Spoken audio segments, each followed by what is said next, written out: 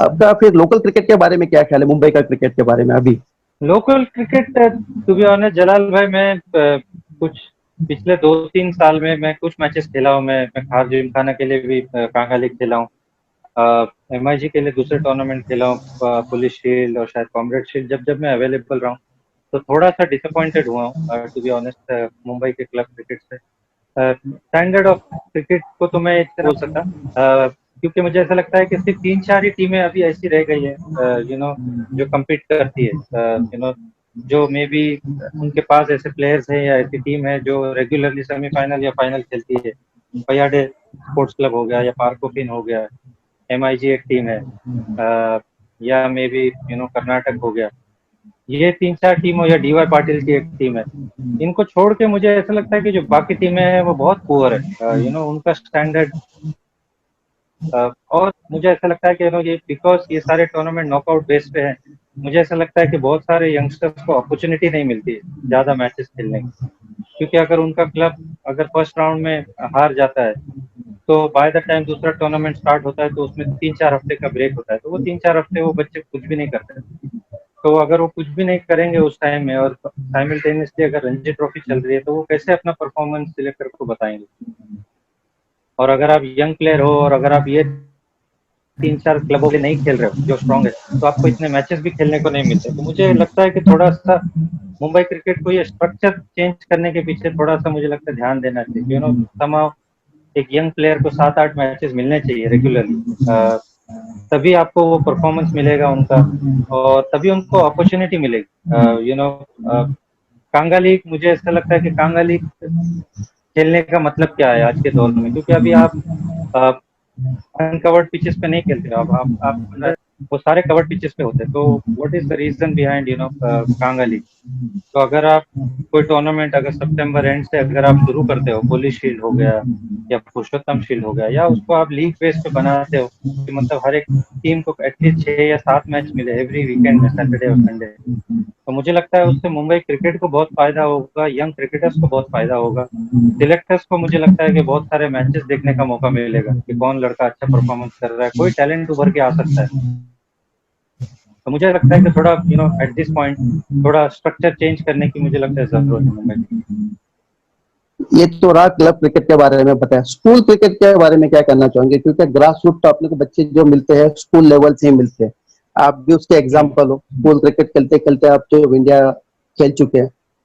हम्म तो school cricket में क्या डेवलपमेंट होना चाहिए आज के? मुझे थिंक मैं ये बोलूंगा कि the disappointment in school cricket is कि जो एज फ्रॉड लोग करते हैं, तो कोचेस प्रोबेबली उनको एनकरेज करते हैं, या मे बी पेरेंट्स थोड़ा एनकरेज करते हैं कि कि 2 साल कम कर लो या 3 साल कम कर लो। I think that is not, मुझे लगता है कि आप from the start of a young player और एक बच्चे के करियर से आप मतलब एक आप बेईमानी से शुरू कर रहे हो उसके करियर को।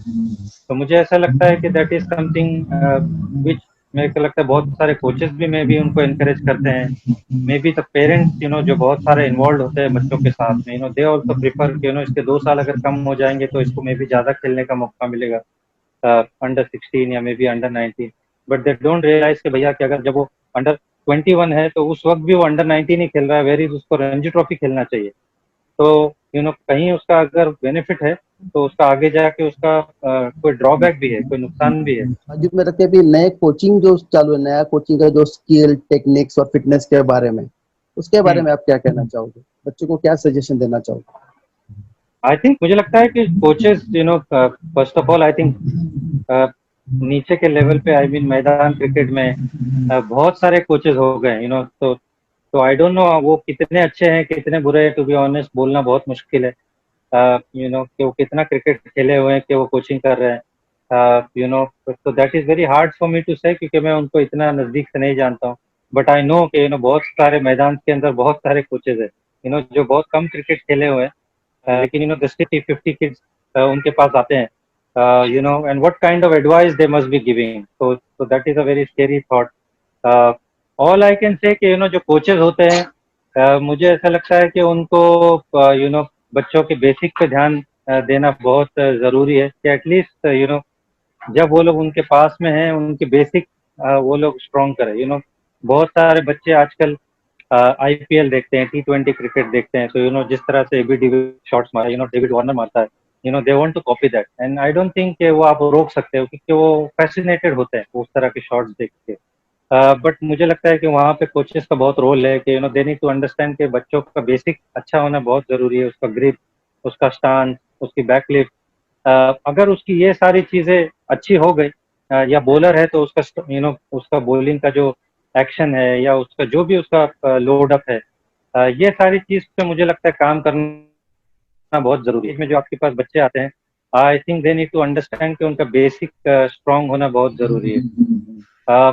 Rest of the thing will take care of itself, बाकी सारी चीजें, बट ये सारी चीजें अंडरस्टैंड करना कोचेस को बहुत इंपॉर्टेंट है। उसके बाद में when they go to the next level, I think the next level का जो कोच होगा will look after yourself, but I think वो जो इनिशियल ईयर्स होते हैं वहां पे उसका बेसिक पे काम करना बहुत जरूरी है। That is what the coach need to do. I think मेरे और आपके टाइम में शायद यही होता था कि जो हमारे वक्त के जो कोचेस थे, they used to work very hard on the basic. हमारे टाइम में फील्डिंग प्रैक्टिस हो गया, आजकल मैं देखता हूँ कि बच्चों को कॉमन सेंस बहुत कम है, कि कहाँ पे फील्डिंग में खड़ा होना चाहिए, या अगर आप बोलते हो एक्स्ट्रा कवर में खड़े होने, तो उसको एक्स्ट्रा कवर भी नहीं पता है। तो ये सारी चीजें मुझे लगता है गेम की अवेयरनेस, अंडरस्टैंड करना, कि भैया जब गेम चल रहा है तो ये गेम में क्या हो सकता है, वो सब अंडरस्टैंडिंग मुझे लगता है ये कोचेस का रोल है। रनिंग बिटवीन द विकेट के वक्त में बैट कहाँ होनी चाहिए, कॉलिंग कैसे करनी चाहिए, तो ये सारी जो मेरे ख्याल से फंडामेंटल्स है, मुझे लगता है कोचेस को उस पर काम करना बहुत जरूरी है। फिटनेस के बारे में क्या कहना चाहोगे, क्योंकि अभी जो गेम का फॉर्मेट काफी फास्ट होते जा रहा है, डे बाय डे क्रिकेट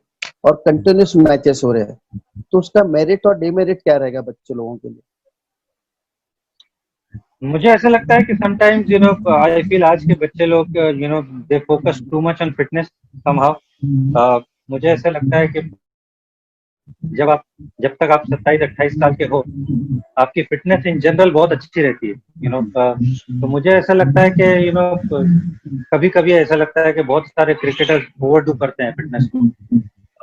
दे जैसे मैंने आपको पहले बोला कि इनिशियल ईयर्स में मुझे ऐसा लगता है कि स्किल पे काम करना बहुत जरूरी है। अगर आपकी स्किल इतनी अच्छी नहीं है, तो आपका फिटनेस कितना भी अच्छा हो, तो कोई फायदा नहीं। बट आपका स्किल अच्छा हो एंड साइमल्टेनियसली आप अपने फिटनेस पे भी ध्यान हो, तो आई think that balance is understandable. But fitness पे बहुत ज्यादा ध्यान दे रहे हो लेकिन आपके पास स्किल नहीं है, तो बहुत मुश्किल है। तो मुझे ऐसा लगता है कि समटाइम्स आजकल के क्रिकेटर्स बहुत फिटनेस को बहुत ज्यादा मायने देते हैं। उनको ऐसा लगता है कि वो जिम में जा रहे हैं या रनिंग कर रहे हैं तो वो मेहनत है। दैट इज ऑल्सो अ मेहनत, बट मुझे ऐसा लगता है कि स्किल की मेहनत बहुत जरूरी है, कि आप अपने स्किल को इम्प्रूव करो कि मुझे कैसे 100 रन बनाना है, कैसे मुझे 5 विकेट निकालने का स्किल चाहिए, कैसे नया बॉल मुझे डालना है, कैसे मुझे मिडिल ओवर्स में बॉलिंग करनी है, या स्पिनर को कैसे मुझे बैट्समैन को आउट करना है, बैट्समैन को कैसे डिफरेंट डिफरेंट स्टेजेस में। तो मुझे लगता है वो स्किल डेवलप होना बहुत जरूरी है। फिटनेस इंपॉर्टेंट है जलाल भाई, मैं ऐसा नहीं कहूंगा फिटनेस इंपॉर्टेंट नहीं है, क्योंकि आजकल आप इतना क्रिकेट खेलते हो, 3-3 फॉर्मेट आप खेलते हो, तो आपको अपने फिटनेस का लुक आफ्टर करना जरूरी है, but not at the expense of your skill. आपका स्किल भी अच्छा होना चाहिए और टाइम अपने फिटनेस पे भी ध्यान देना। तो जो 75 रन पे आप आउट हो गए स्टक्कर में और एक सिलेक्शन नहीं हुआ, उसके बाद में घर हाँ वालों का जो आपको फीडबैक मिला कि भाई खेलना है तो बड़े रन्स करना है, बहुत परफॉर्मेंस करना है आपको, तो उसके बाद में जो फोकस बना है आपका, तो बरकरार अब तक हाँ रहा मेरे ख्याल से।